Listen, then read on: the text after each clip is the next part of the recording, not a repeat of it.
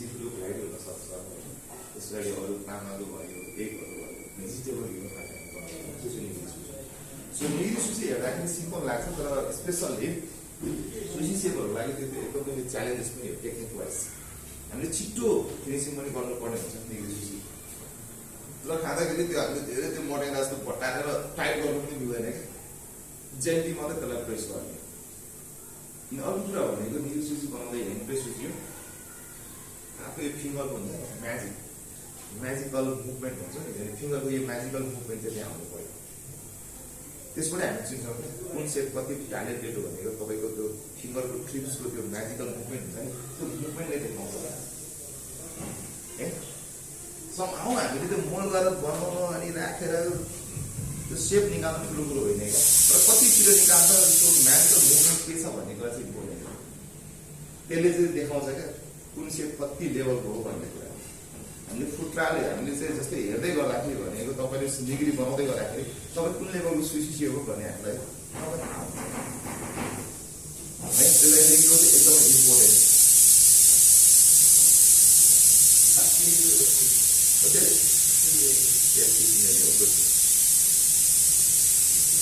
हामीलाई अलिकति हामीलाई कुल हुनुहुन्छ त्यो मतलब वेटिलो होइन तर अलिकति हाम्रो हात चाहिँ कुल हुनु पऱ्यो जति हात कुल हुन्छ अनि हाम्रो राइस चाहिँ स्टिकी हुँदैन हात स्टिक हुन्छ है सो फिङ्गर ग्राफ 3 फिङ्गरले स्टार्ट गर्नु होला राइस निकाल्नु होला है अनि तपाईँलाई थाहा हुनु पऱ्यो कति निकाल्ने राइस भनेर है 16 to 18 ग्राम राइस हल्का जेन्टी मात्रै मोल्ड गर्ने यो भने 16 to 18 ग्राम जति छ राइस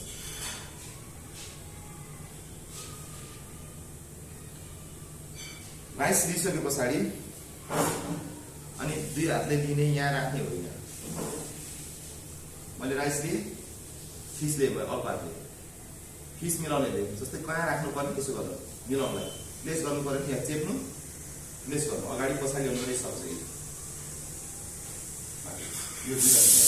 है वासाबी छ चुराउनु लाग्छ हातमा अलिअलि मेरो राइस राख्ने रसरी गरेर आएछ राइस पनि राख्ने है त्यस पछाडि मेरो राइस मैले टाइट गरेकै छैन देख्दै हुनुहुन्छ लुज छ क्या लुज गर्नुपर्छ है त्यहाँदेखि प्रेस गर्नु देख्दै हुनुहुन्छ प्रेस भयो छोडिदिनुहोस् अब तपाईँले राइस यसरी मोल्डिङ गर्नुभएकोलाई के गर्नु पऱ्यो फ्लिट अफ गर्नु पऱ्यो त्यही भएर हामीले चाहिँ राइस मात्रै नगर्नु भनेको कारण चाहिँ किन यहाँ फिस छ नि त मैले राइस मात्रै उचालेँ भने फिस त छुट्छ त्यही भएर दुइटै हात आउनु पर्यो फिसलाई तपाईँसँग ल्याउनु पऱ्यो यसरी फिसमाथि राइट छोडिदिएँ मैले फिस आयो नि अब यहाँ बिचमा ल्याउनु राइस ओके सो 2 फिङ्गर यसले चाहिँ कप गर्नु पर्यो ओके सो क्लकवाइज टर्न फेरि त्यसरी अब भनेको मैले फिनिसिङ पार्ट माथि ल्याउँदैछु यहाँ चाहिँ फिनिसिङ गर्ने यहाँ सेप दिने यता यहाँ आइसकेको दुईटा हात फिङ्गर यहाँ एउटा मुनि एउटा यस्तो 50 मुनि है जेन्टली कट गऱ्यो अर्को घुमायो अलिक क्लकवाइज फेरि जेन्टली कट गऱ्यो है यति भइसकेपछि हाम्रो भइसक्छ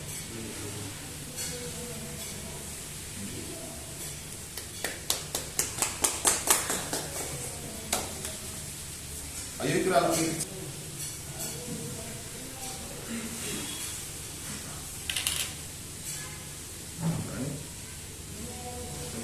त्यसरी पनि गर्न सक्छ है अर्को वेमा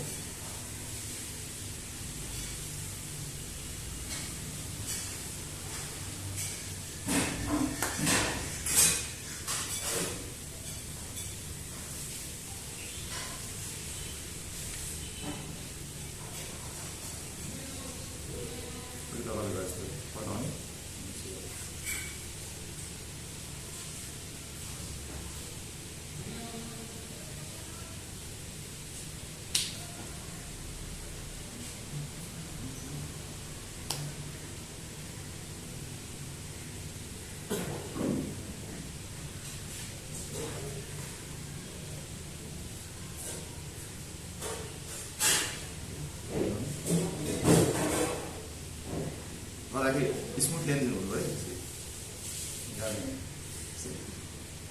है अनुहारमा मुस्कान दिँदै गर्नु पर्यो रिसास यसलाई कतिखेर भयो खेलाउँ भनेको सुन्नु ओके सो